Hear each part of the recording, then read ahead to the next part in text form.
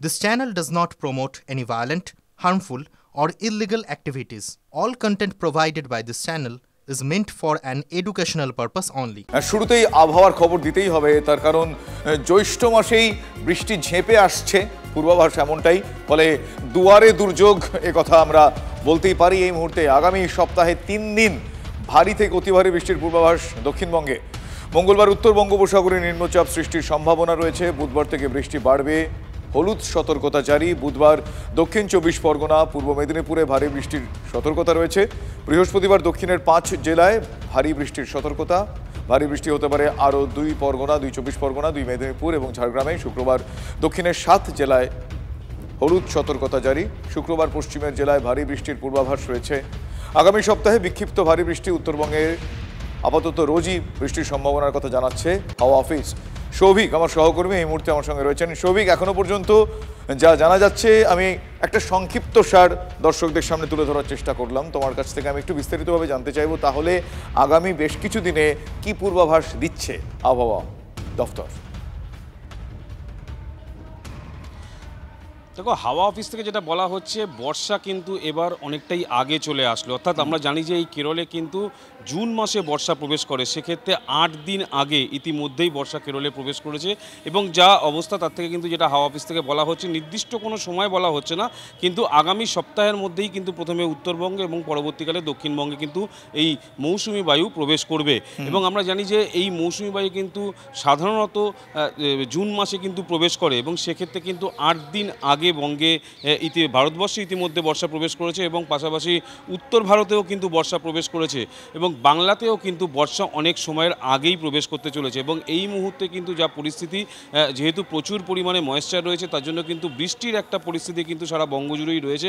কারণ আমরা জানি যে বিগত 2-1 দিন ধরেই কিন্তু এই ঝড় বৃষ্টির যেটা চলছে, সেই ঝড় বৃষ্টির প্রবণতা কিন্তু থাকবে, এবং আগামী বুধবার থেকে কিন্তু এই ঝড় বৃষ্টির প্রবণতা আরও বাড়বে। মূলত তার কারণ হচ্ছে বঙ্গোপসাগরে একটি নিম্নচাপ তৈরি হতে চলেছে, এবং সেই নিম্নচাপের ফলেই কিন্তু এই বৃষ্টির পরিমাণ বাড়বে। আগামী বুধবার থেকে দক্ষিণবঙ্গের বিশেষ করে 2 24 পরগনা, পাশাপাশি হাওড়া, হুগলি, কলকাতাও তার মধ্যে রয়েছে। উত্তরবঙ্গে যেমন রয়েছে 2 দিনাজপুর, মালদা, এই সব জায়গায়, এবং পশ্চিমের জেলাগুলিতেও কিন্তু বৃষ্টির পরিমাণ বাড়বে। এবং এই যে নিম্নচাপটি বঙ্গোপসাগরের উপর রয়েছে, সেটা পরবর্তীকালে ঘূর্ণিঝড়ে পরিবর্তন হয় কিনা তার উপর কিন্তু হাওয়া অফিসের তরফ থেকে নজর রাখা হচ্ছে। তবে এক কথায় বলা যেতেই পারে, যে পরিস্থিতি তৈরি হয়েছে, প্রচুর পরিমাণে জলীয় বাষ্প, এবং তুমি দেখলেই বুঝতে পারবে যে আকাশে ঘন ঘন যে মেঘ, সেই মেঘ কিন্তু আসছে, এবং তার ফলেই কিন্তু এই বৃষ্টির পরিস্থিতি আজকে সকালবেলা থেকেই কিন্তু দক্ষিণবঙ্গের বিভিন্ন জায়গায়, এমনকি কলকাতাতেও কিন্তু ছিটেফোঁটা বৃষ্টি হচ্ছে, এবং সামনের সপ্তাহে কিন্তু এই বৃষ্টির পরিমাণ বাড়বে, যেহেতু এই নিম্নচাপ রয়েছে, সেই নিম্নচাপের প্রভাব। সাউথ ওয়েস্ট মনসুন 24শে মে কেরালাতে অনসেট করে গেছে, এবং তার মানে দেখা যাচ্ছে তার নর্মাল অনসেট ডেটার থেকে 8 দিন আগে অনসেট করেছে। শুধু তাই নয়, আগামী 2-3 দিনের মধ্যে আমাদের পশ্চিমবঙ্গের সাব হিমালয়ান, ওয়েস্ট বেঙ্গল এবং সিকিমেও সাউথ ওয়েস্ট মনসুন ঢুকে যাওয়ার সম্ভাবনা আছে। সিস্টেমটা যেটা আমরা অ্যান্টিসিপেট করছি 27 তারিখে ফর্ম হবে, এবং তারপরে পরবর্তীকালে ওটা উত্তর দিকে মুভ করবে। তার জন্য আমরা 27-28 তারিখে বৃষ্টি, তারপরে আপনার 28 তারিখে বৃষ্টি ফেয়ারলি ওয়াইড স্প্রেড দক্ষিণবঙ্গে, 29 তারিখে তার থেকে বেশি, দ্যাট ইজ ওয়াইড স্প্রেড রেনফলের সম্ভাবনা রয়েছে। 30 তারিখে পশ্চিমবঙ্গের সব জেলাতে ওয়াইড স্প্রেড রেনফল হওয়ার সম্ভাবনা আছে, অর্থাৎ পশ্চিমবঙ্গের প্রত্যেকটি জেলার অধিকাংশ স্থানে বৃষ্টিপাত হওয়ার সম্ভাবনা আছে। ফলে বুঝতেই পারছেন, অল্প সময়ের মধ্যে বেশি বৃষ্টি, ফলে জল জমে যাওয়ার আদর্শ পরিস্থিতি, যে কারণে শিওরে দুর্যোগ কথা বলা যেতেই পারে। ভয় ধরাচ্ছে বেঙ্গালুরু, মুম্বাইয়ের দুর্দশার ছবি। বর্ষার আগেই হাবুডুবু দেশের একের পর এক মেগা সিটি। এবার ভারী বৃষ্টির সতর্কতা দক্ষিণবঙ্গেও রয়েছে। কলকাতাও কি তাহলে ভাসবে? পুরসভা কি তৈরি? এবার স্বাভাবিকের চেয়ে 5% বেশি বৃষ্টির পূর্বাভাস এই গোটা দেশে। অপর্যাপ্ত নিকাশি কি আগামী 4 মাসে উদ্বেগে রাখবে? প্লাবন ঠেকানো এখন বড় চ্যালেঞ্জ।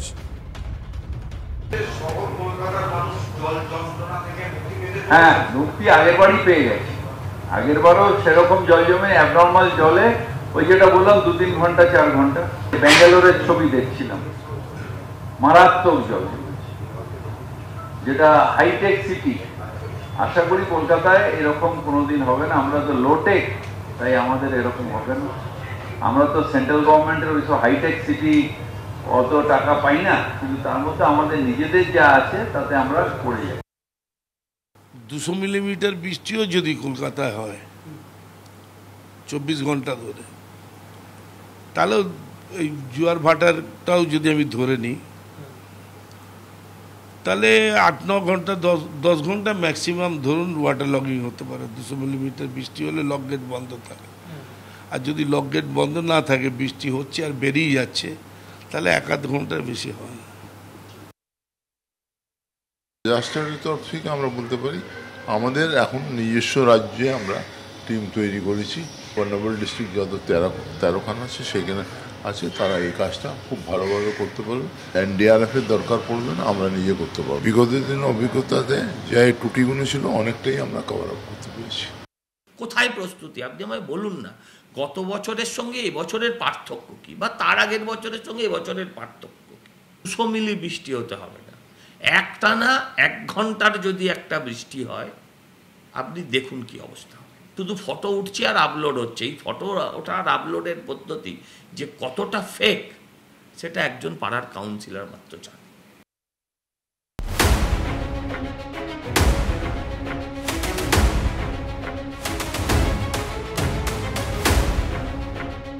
বর্ষা আসছে, কলকাতা পুরসভা কি আদৌ তৈরি?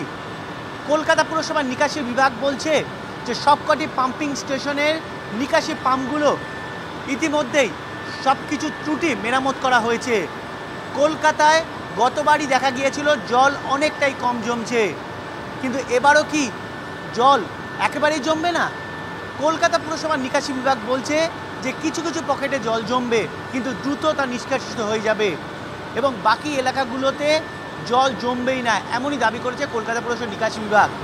আমি দাঁড়িয়ে রয়েছি এখন বালিগঞ্জ নিকাশি পাম্পিং স্টেশনের মধ্যে, যেখানে পাম্প চলছে এবং যেখান থেকে মূলত দিনভর যে নিকাশির জল তা বেরিয়ে যাচ্ছে তপসিয়া খালের মধ্যে থেকে। কলকাতা পুরসভা জানাচ্ছে যে তাদের সবকটি পাম্পিং স্টেশন তৈরি রয়েছে, এমনকি যাবতীয় ত্রুটিও মেরামত করা হয়ে গিয়েছে।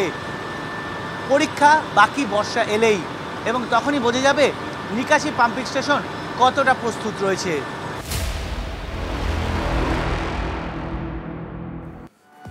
এত কিছুর মধ্যে আবারও করোনা চোখ রাঙাচ্ছে, তার কারণ 3 সপ্তাহের ব্যবধানে আপনারা জানেন কলকাতায় আবারও কোভিড পজিটিভ আরও একজন।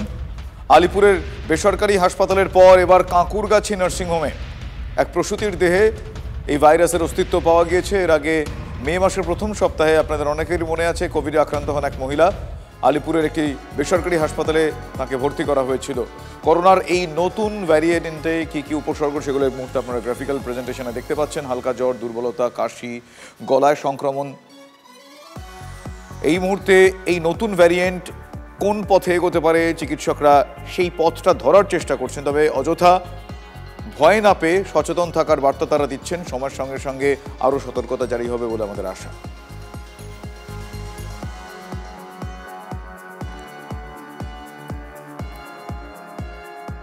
যা সিঙ্গাপুর, হংকংয়ে দেখা গেছে যে তার সংক্রমণ করার ক্ষমতাও অনেকটা বেশি ওমিক্রনের মতন, কিন্তু মারণ ক্ষমতাটা আমরা যা দেখেছি যে যাদের ইমিউনো কম্প্রোমাইজ হোস্ট তাদের মধ্যেই বেশি দেখা যাচ্ছে। তো সাধারণ মানুষকে আমি এখনই আতঙ্কিত করব না যে এখনই বিরাট একখানা মানে মারণ বা ডেডলি ভাইরাস তার উৎপত্তি হয়েছে। আমার মনে হয় যে আমাদের কন্টিনিউয়াস সার্ভাইলেন্স মোডে থাকতে হবে এবং আগামী 7 দিনের মধ্যে পিকচারটা আরও ক্লিয়ার হয়ে যাবে। পশ্চিমবঙ্গ সরকার যদি একটা অ্যাডভাইজারি বের করেন, এটা একটা সঠিক সময় যেখানে পশ্চিমবঙ্গ সরকার একটা অ্যাডভাইজারি যদি বের করেন যে কোন cases of upper respiratory tract ইনফেকশনে আমাদের কোভিড টেস্টিং করতেই হবে, এটা যদি বাধ্যতামূলক করে দেওয়া হয় তাহলে আমার মনে হয় যে আমরা আরও কেস ডিটেকশন করতে পারবো। কলকাতার পাশাপাশি মগরাহাটেও করোনা আক্রান্তের হদিশ পাওয়া গিয়েছে। জানা যাচ্ছে মগরাহাটে 2 জন কোভিড আক্রান্ত, এক মহিলা এবং এক কিশোরের শরীরে পাওয়া গিয়েছে করোনা ভাইরাস। শ্বাসকষ্টের সমস্যা নিয়ে হাসপাতালে ভর্তি হন এই 2 জন। উদ্বেগে নয়, সতর্কে থাকুন এমনটাই চিকিৎসকরা বলছেন। কেন্দ্রের বেঁধে দেওয়া গাইডলাইন মানুন পরামর্শ দিচ্ছেন ডাক্তাররা। এই মুহূর্তে এক্ষুনি আতঙ্কিত হবার কিছু বিষয় নেই, যদিও এখনো জিনোম সিকোয়েন্সিং হয়নি, আমরা বুঝতে পারছি না যে কোন ভেরিয়েন্ট, তার ইনফেক্টিভিটি কীরকম, তার মর্টালিটি কীরকম। কিন্তু এই মুহূর্তে বলবো যে সতর্ক থাকতে, অর্থাৎ বেসিক যে স্বাস্থ্যবিধিগুলো আমরা কোভিডের সময় মানতাম, ভালো করে সাবান দিয়ে কচলে হাত ধোয়া, মাস্ক ভিড় জায়গায় গেলে মাস্ক পরে যাওয়া, বা হচ্ছে যে যারা আক্রান্ত, যারা অর্থাৎ জ্বর সর্দি কাশি ইত্যাদি হলে তারা মাস্ক পরবেন বেশি করে যাতে অন্যের না ছড়ায়, এই সবগুলো মেনে চলা। আর এই মুহূর্তে সরকারি ক্ষেত্রে এবং বেসরকারি ক্ষেত্রে উভয় যে হাসপাতাল যেখানে আছে বা চিকিৎসকরা যারা আছেন তাদের রিপোর্টিং করতে হবে। নজরদারিটা খুব জরুরি যে আমাদের রাজ্যে এই মুহূর্তে জ্বর সর্দি কাশি নিয়ে আসা পেশেন্ট বা এমনকি যাদের ভর্তি করে অক্সিজেন নিতে হচ্ছে, শ্বাসকষ্ট নিয়ে আসছেন এরকম পেশেন্ট কোন কোন অঞ্চল থেকে আসছে, তাহলে সেই সব জায়গাগুলোতে কিন্তু ব্যবস্থা নেওয়া ইত্যাদি করতে হবে।